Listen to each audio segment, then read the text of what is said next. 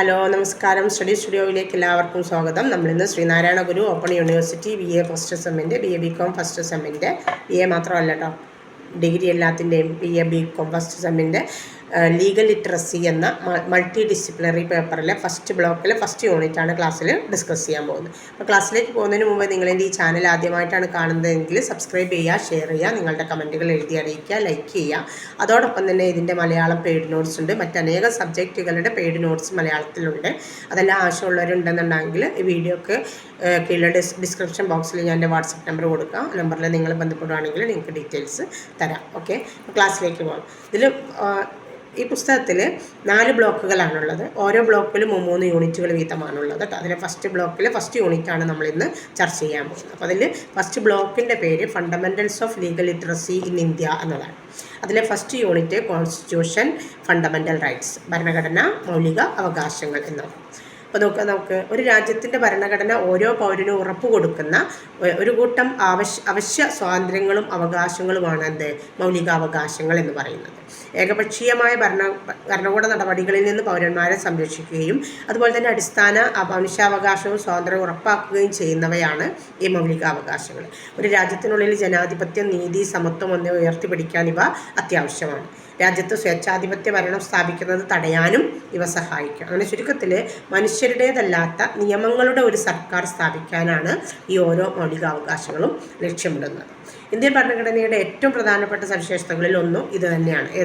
അതിൽ മൗലിക അവകാശങ്ങൾ ഉൾക്കൊള്ളിച്ചിട്ടുണ്ട് എന്നുള്ളത്. ഇന്ത്യൻ ജനാധിപത്യത്തിൻ്റെ ആണിക്കല്ലായിട്ടാണ് ഇതിനെ കണക്കാക്കുന്നത്. നീതി, സമത്വം, സാഹോദര്യം എന്നിവ പരിപോഷിപ്പിക്കുന്നതിനും ഭരണകൂടത്തിൻ്റെ ഏകപക്ഷീയമായ നടപടികളിൽ നിന്ന് വ്യക്തികളെ സംരക്ഷിക്കുന്നതിനും ഈ അവകാശങ്ങൾ അത്യാവശ്യമാണ്, അല്ലെങ്കിൽ നിർണായകമാണ്. രാജ്യത്തിൻ്റെ മൗലിക നിയമമായ ഭരണഘടന ഉറപ്പു നൽകുകയും സംരക്ഷിക്കുകയും ചെയ്യുന്നത് കൊണ്ട് ഇവയെ നമ്മൾ മൗലിക അവകാശങ്ങൾ എന്ന് വിശേഷിപ്പിക്കുന്നു. കൂടാതെ വ്യക്തികളുടെ അതായത് എല്ലാ മേഖലകളിലുമുള്ള വികസനത്തിനും അന്തസ്സിനും ക്ഷേമത്തിനും ഇവ അത്യന്താപേക്ഷിതമാണ് എന്നതുകൊണ്ടും ഇവയെ മൗലിക അവകാശങ്ങളായിട്ട് കണക്കാക്കുന്നു. അവയുടെ എണ്ണമറ്റ പ്രാധാന്യം കൊണ്ട് അവയെ ഇന്ത്യയുടെ മാഗ്ന കാർട്ട എന്നാണ് വിശേഷിപ്പിക്കുന്നത്. ഇന്ത്യൻ ഭരണഘടനയുടെ 3-ാം ഭാഗത്തിൽ ആർട്ടിക്കിൾ 12 മുതൽ 35 വരെ 6 മൗലികാവകാശങ്ങൾ ഉൾക്കൊള്ളിച്ചിട്ടുണ്ട്. ഈ 6 മൗലികാവകാശങ്ങൾ ഏതൊക്കെയാണ്? ഒന്ന്, സമത്വത്തിനുള്ള അവകാശം. അത് വകുപ്പ് അല്ലെങ്കിൽ ആർട്ടിക്കിൾ 14 മുതൽ 18 വരെ. രണ്ടാമത്തത് സ്വാതന്ത്ര്യത്തിനുള്ള അവകാശം. അത് ആർട്ടിക്കിൾ 19 മുതൽ 22 വരെ. മൂന്നാമത്തത് ചൂഷണത്തിനെതിരായ അവകാശം, ആർട്ടിക്കിൾ 23 24. നാലാമത്തത് മതസ്വാതന്ത്ര്യത്തിനുള്ള അവകാശം, ആർട്ടിക്കിൾ 25 മുതൽ 28 വരെ. അഞ്ചാമത്തത് സാംസ്കാരികവും വിദ്യാഭ്യാസപരവുമായ അവകാശങ്ങൾ, ആർട്ടിക്കിൾ 29 30. ആറാമത്തത് ഭരണഘടനാപരമായ പരിഹാരങ്ങൾക്കുള്ള അവകാശം, അത് ആർട്ടിക്കിൾ 32-ലുമാണ്. ഇങ്ങനെയാണ് നമ്മുടെ ഭരണഘടനയിൽ മൗലികാവകാശങ്ങളെ വിന്യസിച്ചിരിക്കുന്നത്. യഥാർത്ഥത്തിൽ ഈ 6 അവകാശങ്ങളും സ്വത്തവകാശവും ഉൾപ്പെടെ 7 മൗലികാവകാശങ്ങൾ ഭരണഘടന നൽകിയിട്ടുണ്ട്. പക്ഷേ 1978-ലെ 44-ാം ഭരണഘടനാ ഭേദഗതി നിയമപ്രകാരം മൗലികാവകാശങ്ങളുടെ പട്ടികയിൽ നിന്ന് സ്വത്തിനുള്ള അവകാശം ഒഴിവാക്കി നീക്കം ചെയ്തു. അതുകൊണ്ടിപ്പോൾ നിലവിൽ 6 മൗലികാവകാശങ്ങളാണ് ഉള്ളത്, നമ്മുടെ ഭരണഘടനയിൽ ഉൾക്കൊള്ളിച്ചിട്ടുള്ളത്. ഇനി നമുക്ക് salient features of the fundamental rights, മൗലികാവകാശങ്ങളുടെ പ്രധാന സവിശേഷതകൾ എന്തെല്ലാമാണ് എന്നത്. ആദ്യമായിട്ട്, ഈ അവകാശങ്ങളിൽ ചിലത് പൗരന്മാർക്ക് മാത്രമേ ലഭ്യമാകൂ എന്നത്. മറ്റുള്ള പൗരന്മാർ, വിദേശികൾ അല്ലെങ്കിൽ കോർപ്പറേഷനുകൾ, കമ്പനികൾ മുതലായ പോലെയുള്ള നിയമപരമായ വ്യക്തികൾക്ക്, എല്ലാ വ്യക്തികൾക്കും അത് ലഭ്യമാണ്. ഈ അവകാശങ്ങൾ കേവലമല്ല, അതായത് യോഗ്യതയുള്ളവയാണ് എന്നുള്ളത്. രണ്ടാമത്തൊന്ന്, ഭരണകൂടത്തിൻ്റെ ഏകപക്ഷീയമായ നടപടികൾക്കെതിരെ ഈ അവകാശങ്ങളെല്ലാം ലഭ്യമാണ്. ഇനിയൊന്ന്, ഈ അവകാശങ്ങളിൽ ചിലത് ഭരണകൂടത്തിൻ്റെ അധികാരത്തിൽ പരിമിതികൾ സ്ഥാപിക്കുന്നത് കൊണ്ട് സ്വഭാവത്തിൽ നിഷേധാത്മകമാണ്. മറ്റൊന്ന്, ഈ അവകാശങ്ങൾ കോടതികൾക്ക് നടപ്പിലാക്കാൻ കഴിയും. അതായത് ആർക്കെങ്കിലും ഈ അവകാശം നിഷേധിക്കപ്പെട്ടാൽ കോടതിയെ സമീപിച്ച് നമുക്കത് നേടിയെടുക്കാൻ കഴിയും. മറ്റൊന്ന്, ഈ അവകാശങ്ങൾ സുപ്രീം കോടതി സംരക്ഷിക്കുന്നു. അതായത് കീഴ്ക്കോടതികളിൽ നമുക്കതിന് അവകാശം അംഗീകരിച്ച് കിട്ടിയില്ലെങ്കിൽ എവിടെ സമീപിക്കാം? സുപ്രീം കോടതി വരെ പോകാനുള്ള സ്വാതന്ത്ര്യമുണ്ട്. പിന്നെ ഈ അവകാശങ്ങൾ പവിത്രമോ ശാശ്വതമോ ആയി കണക്കാക്കുകയില്ല. അത്തരം ഭേദഗതികൾ ഭരണഘടനയുടെ അടിസ്ഥാന ഘടന ലംഘിക്കുന്ന ഒരു അവസ്ഥയിലല്ല എങ്കിൽ ഒരു ഭരണഘടനാ ഭേദഗതി പ്രക്രിയയിലൂടെ പാർലമെൻറ്റിന് അവ ഭേദഗതി ചെയ്യാം. പിന്നെ മറ്റൊന്ന്, ദേശീയ അടിയന്തരാവസ്ഥയുടെ സമയത്ത് ആർട്ടിക്കിൾ 20, 21 എന്നിവ പ്രകാരം ഉറപ്പു നൽകുന്ന അവകാശങ്ങൾ ഒഴികെ രാഷ്ട്രപതിക്ക് ചില അവകാശങ്ങൾ താൽക്കാലികമായിട്ട് നിർത്തിവെക്കാം. അപ്പോൾ അത് ആർട്ടിക്കിൾ 20, 21 വരുന്നത് സ്വാതന്ത്ര്യത്തിനുള്ള അവകാശം കേട്ടോ. അതിൽ ഉള്ളതൊഴികെ ബാക്കിയെല്ലാം നിർത്തിവെക്കാൻ രാഷ്ട്രപതിക്ക് അവകാശമുണ്ട്. പിന്നെ സായുധ സേനകൾ, പാരാമിലിറ്ററി സേനകൾ, പോലീസ് സേനകൾ, രഹസ്യാന്വേഷണ ഏജൻസികൾ, സമാന സേവനങ്ങൾ ചെയ്യുന്ന അംഗങ്ങൾക്ക് ഇവയുടെ അവകാശം പ്രയോഗം പാർലമെൻറ്റിന് നിയന്ത്രിക്കാനോ റദ്ദാക്കാനോ കഴിയും. അത് ഉറപ്പ് നൽകുന്നത് നമ്മുടെ ഭരണഘടനയുടെ ആർട്ടിക്കിൾ 33 കേട്ടോ. പിന്നെ ഏതെങ്കിലും പ്രദേശത്തെ സൈനിക നിയമത്തിൻ്റെ പ്രവർത്തന സമയത്ത് ഈ അവകാശങ്ങളുടെ പ്രയോഗം നിയന്ത്രിക്കാൻ കഴിയും. അത് ആർട്ടിക്കിൾ 34 പറഞ്ഞിട്ടുണ്ട്. പിന്നെ മറ്റൊരു പ്രത്യേകത, ഇവയിൽ മിക്കവയും നേരിട്ട് നടപ്പിലാക്കാൻ കഴിയുന്നവയാണ് എന്നുള്ളതാണ്. അതായത് പിന്നെ നമുക്ക് സർക്കാർ ഭരണഘടനയിൽ എന്താണോ പറഞ്ഞിട്ടുള്ളത് അതേപോലെ നടപ്പിലാക്കാൻ കഴിയും എന്നുള്ളത് കേട്ടോ. ഇന്ത്യൻ ഭരണഘടനയുടെ ഈ മൗലിക അവകാശങ്ങൾ ലംഘിച്ചതിന് ഒരു ഏജൻസികളുടെ എല്ലാ നടപടിയും കോടതിയിൽ വെല്ലുവിളിക്കാം. അതിന് ഏതെങ്കിലും ഒന്ന് ലംഘിക്കപ്പെട്ടാൽ നമുക്ക് കോടതിയെ സമീപിച്ച് നേടിയെടുക്കാം. ഭരണഘടനാ ഭേദഗതി ഒരു നിയമമല്ലെന്നും ഏതെങ്കിലും മൗലികമായ അവകാശങ്ങളുടെ ലംഘനത്തിൻ്റെ പേരിൽ അതിനെ വെല്ലുവിളിക്കാനാവില്ലെന്നും ആർട്ടിക്കിൾ 13 പറയുന്നുണ്ട്. എങ്കിലും 1973 കേശവാനന്ദ ഭാരതി കേസ് സുപ്രീം കോടതി ഒരു ഭരണഘടനാ ഭേദഗതി മൗലികാവകാശത്തെ ലംഘിക്കുന്നു എന്ന കാരണം കൊണ്ട് അതിനെ ചോദ്യം ചെയ്യുമെന്ന് വിധിച്ചിട്ടുണ്ട് കേട്ടോ. അപ്പോൾ എന്താണ് ഈ കേശവാനന്ദ ഭാരതി കേസ് എന്ന് ചോദിച്ചാൽ, 1969 കാസർഗോഡിന് സമീപത്തുള്ള എടാനീർ എന്നൊരു മഠത്തിൻ്റെ അധിപതിയായിട്ടുള്ള സ്വാമി കേശവാനന്ദ ഭാരതി കേരള സർക്കാർ നടപ്പിലാക്കിയ പരിഷ്കരണ നിയമത്തിനെതിരെ സുപ്രീം കോടതിയെ സമീപിച്ചു. സ്വത്തവകാശം മൗലികാവകാശമാണോ എന്ന തർക്കത്തെ ചൊല്ലി ഇന്ത്യയുടെ പാർലമെൻറ്റ് ഭരണഘടനാ ഭേദഗതി പക്ഷേ അത് ഭരണഘടനയുടെ അടിസ്ഥാന സ്വഭാവത്തെ മാറ്റിമറിച്ചു കൊണ്ടാവരുത് എന്നുള്ളൊരു വിധി പ്രഖ്യാപനം കൊണ്ടുവന്നു. അപ്പോൾ പക്ഷേ എന്താണ്, ഭരണഘടനയുടെ സ്വഭാവത്തെ മാറ്റിമറിച്ചു കൊണ്ടുള്ളതായിരിക്കരുത്. ആ നിലക്കാണെങ്കിൽ എന്തിൽ ഭേദഗതി വരുത്താം, മൗലികാവകാശങ്ങളിൽ ഭേദഗതി വരുത്താം എന്നൊരു വ്യവസ്ഥ കൊണ്ടുവന്ന ഒരു കേസാണ് കേശവാനന്ദ ഭാരതി കേസ് കേട്ടോ. ഇനി നമുക്ക് അതിലോരോന്നെടുത്ത് പഠിക്കണം. 6 മൗലികാവകാശങ്ങൾ പറഞ്ഞില്ലേ, അതിലോരോന്ന്. ആദ്യത്തേത് റൈറ്റ് ടു ഇക്വാലിറ്റി, സമത്വത്തിനുള്ള അവകാശം, ആർട്ടിക്കിൾ 14 മുതൽ 18 വരെ പറഞ്ഞു അല്ലേ. ഇന്ത്യൻ ഭരണഘടനയുടെ ഈ വ്യവസ്ഥകൾ നിയമത്തിന് മുന്നിൽ എല്ലാ പൗരന്മാർക്കും തുല്യ പരിഗണനയും അവസരവും ഉറപ്പു നൽകുന്നുണ്ട്. അതിലിനി ഏതൊക്കെയാണ് ഉൾപ്പെടുന്നത്? ആർട്ടിക്കിൾ 14 നിയമത്തിന് മുന്നിൽ സമത്വവും നിയമങ്ങളുടെ തുല്യ സംരക്ഷണവും. ആർട്ടിക്കിൾ 15 ചില കാരണങ്ങളാൽ വിവേചനങ്ങൾ തടയൽ, മതം, വംശം, ജാതി ഇതിൻ്റെയൊക്കെ അടിസ്ഥാനത്തിലുള്ള വിവേചനങ്ങൾ തടയാൻ പറയും. ഇനി equality of opportunity in public employment, പൊതു തൊഴിലിലെ അവസരങ്ങളുടെ തുല്യത, ആർട്ടിക്കിൾ 16 അത് പറഞ്ഞിട്ടുള്ളത്. ഈ വ്യവസ്ഥ പൊതു തൊഴിൽ അല്ലെങ്കിൽ നിയമകാര്യങ്ങളിൽ അവസര സമത്വം ഉറപ്പു നൽകുന്ന ഒരു വ്യവസ്ഥിതിയാണ്. ജാതി, മതം, ലിംഗഭേദം, അതുപോലെ ജന്മസ്ഥലം എന്നിവയുടെ അടിസ്ഥാനത്തിൽ ഒരു വിവേചനവും പാടില്ല എന്നതിൽ പറയുന്നുണ്ട്. പിന്നെ അബോളിഷൻ ഓഫ് അൺടച്ചബിലിറ്റി, ആർട്ടിക്കിൾ 17 വരുന്നത് എന്താണ്, തൊട്ടുകൂടായ്മ നിർത്തലാക്കലാണ്. പിന്നെ അബോളിഷൻ ഓഫ് ടൈറ്റിൽസ്, അതായത് പദവികളൊക്കെ നിർത്തലാക്കണം, അതാണ് ആർട്ടിക്കിൾ 18. അതായത് സൈനിക അക്കാദമിക് വ്യവസ്ഥകൾ ഒഴികെയുള്ള പദവികൾ നൽകുന്നത് ഈ നിയമം നിർത്തലാക്കുന്നു.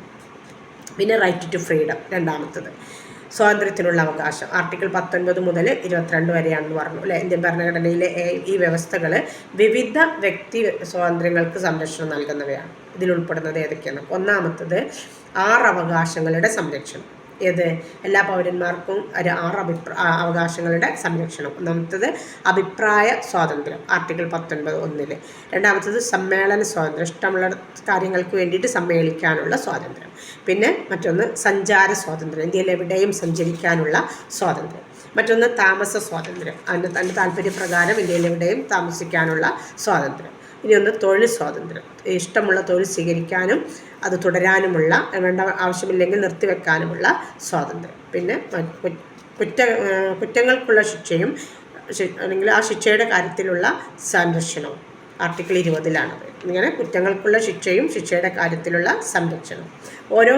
അതായത് ഇപ്പോൾ ഇന്ത്യൻ പൗരനോ അല്ലെങ്കിൽ വിദേശിയോ നിയമപരമായ വ്യക്തിയോ ആകട്ടെ, കുറ്റാരോപിതനാണെങ്കിൽ വ്യക്തിക്ക് ഏറ്റവും അതിന് അനുയോജ്യമായ ശിക്ഷ കൊടുക്കണം എന്നാണ്. അതിനിപ്പോൾ തലപ്പത്തിരിക്കുന്ന ആളാണെങ്കിലും കുറ്റം ചെയ്തിട്ടുണ്ടെങ്കിൽ അതിന് തക്കതായ ശിക്ഷ കൊടുക്കുക എന്നുള്ളതാണ് ഭരണഘടന അനുശാസിക്കുന്നത്. പിന്നെ ഇപ്പോൾ മുൻകാല ക്രിമിനൽ നിയമങ്ങൾക്കെതിരായിട്ടുള്ളൊരു സംരക്ഷണത്തിന് ഇത് സുരക്ഷിതത്വം നൽകുന്നുണ്ട്. അതുപോലെ ഇരട്ട അപകടത്തിനെതിരെയും സംരക്ഷണം നൽകുന്നുണ്ട്. സ്വയം കുറ്റപ്പെടുത്തലിനെതിരായ സംരക്ഷണവും ഇത് ഉറപ്പു നൽകുന്നു. ജീവൻ്റെയും വ്യക്തി സ്വാതന്ത്ര്യത്തിൻ്റെയും സംരക്ഷണവും ഇത് ഉറപ്പു നൽകുന്നുണ്ട്. വിദ്യാഭ്യാസത്തിനുള്ള അവകാശം ആർട്ടിക്കിൾ 21A വരുന്നത്. 6 മുതൽ 14 വയസ്സ് വരെയുള്ള എല്ലാ കുട്ടികൾക്കും സൗജന്യവും നിർബന്ധവുമായ വിദ്യാഭ്യാസത്തിനുള്ള അവകാശം ഈ ഭരണഘടനയിലെ ആർട്ടിക്കിൾ 21 വ്യവസ്ഥ ചെയ്യുന്നുണ്ട്. എല്ലാ കുട്ടികൾക്കും യാതൊരു വിവേചനവുമില്ലാതെ വിദ്യാഭ്യാസം നേടാനുള്ള അവസരവും ഏത് വിദ്യാഭ്യാസ സ്ഥാപനങ്ങളിൽ പ്രവേശിക്കാനുള്ള അവസരവും ഉറപ്പു നൽകുന്നതാണ് ഇത്. ഇനി അറസ്റ്റിനും തടങ്കലിനുമെതിരായ സംരക്ഷണമാണ് ആർട്ടിക്കിൾ 22 വരുന്നത്. അറസ്റ്റ് ചെയ്യപ്പെടുകയോ തടങ്കലിൽ വെക്കപ്പെടുകയോ ചെയ്യുന്ന വ്യക്തികൾക്ക് ഈ വ്യവസ്ഥ ചില സംരക്ഷണം ഉറപ്പാക്കുന്നുണ്ട്. അപ്പോൾ അതെങ്ങനെയാണെന്ന് വെച്ചാൽ അറസ്റ്റിൻ്റെ കാരണങ്ങളെക്കുറിച്ച് അറിയാനുള്ള അവകാശം ഒരു ലീഗൽ പ്രാക്ടീഷണറുമായിട്ട് കൂടി ആലോചിക്കാൻ, അതായത് ഒരു വക്കീലുമായിട്ട് കൂടി ആലോചിക്കാനും അത് നിർവചിക്കാനുമുള്ള അവകാശം, അറസ്റ്റ് ചെയ്തിട്ടുള്ള 24 മണിക്കൂറിനുള്ളിൽ മജിസ്ട്രേറ്റിന് മുന്നിൽ ഹാജരാക്കാനുള്ള അവകാശമൊക്കെയാണ് ഇതിൽ ഉൾപ്പെടുന്നത്. അതായത് ഒരു കുറ്റക്കാരനാണെങ്കിൽ അദ്ദേഹവും ചില അവകാശങ്ങൾ അദ്ദേഹത്തിന് ബാധകമാണ്. അത് ഏതൊക്കെയാണെന്നാണ് അപ്പോൾ കേട്ടോ. തടങ്കലിൽ തടയുകയും അതുപോലെ കസ്റ്റഡിയിലുള്ള വ്യക്തികളോട് ന്യായമായ പെരുമാറ്റം ഉറപ്പാക്കുകയും ചെയ്യുന്നതും ഇതിൽ ഉൾപ്പെടും. പിന്നെ ചൂഷണത്തിനെതിരായ അവകാശം ആർട്ടിക്കിൾ 23 മുതൽ 24 വരെ, അതായത് 23ഉം 24 അതിൽ തന്നെ ചില ഉപവിഭാഗങ്ങൾ ഇങ്ങനെ ഉണ്ടാവട്ടെ. അതാണ് 23 മുതൽ 24 വരെ എന്ന് പറയുന്നതിനിടയിൽ കുറേ വരും. ഒരു 23, 24 വരുമ്പോൾ ഒരു 23, 24 ആർട്ടിക്കിൾ മാത്രമല്ല ഉണ്ട്. 23A, 23(1), 23(2), 23AB അങ്ങനെയൊക്കെ വരും. അങ്ങനെ കുറേ വകുപ്പുകളുണ്ടാവും. ഇന്ത്യൻ ഭരണഘടനയിലെ ഈ വ്യവസ്ഥകൾ ജനങ്ങളെ, പ്രത്യേകിച്ച് ദുർബല വിഭാഗങ്ങളെ ചൂഷണത്തിൽ നിന്ന് സംരക്ഷിക്കുന്നതാണ്. പിന്നെ മനുഷ്യക്കടത്തും നിർബന്ധിത ജോലിയിൽ നിന്നുള്ള നിരോധനം ആർട്ടിക്കിൾ 23 മനുഷ്യരെ കടത്തിക്കൊണ്ടു പോകുന്നില്ലേ, അതെ. പിന്നെ ആർട്ടിക്കിൾ 24 ഫാക്ടറികളിൽ കുട്ടികളെ ജോലിക്ക് നിയോഗിക്കുന്നത് നിരോധിക്കുന്നു, അതായത് ബാലവേല എന്ന് പറയാം നമുക്ക്. പിന്നെ ആർട്ടിക്കിൾ 25-28 എന്ന് പറയുന്നത് 3ാമത്തെ അവകാശമാണ്, നാലാമത്തെ അവകാശമാണ്, മതസ്വാതന്ത്ര്യത്തിനുള്ള അവകാശമാണ്.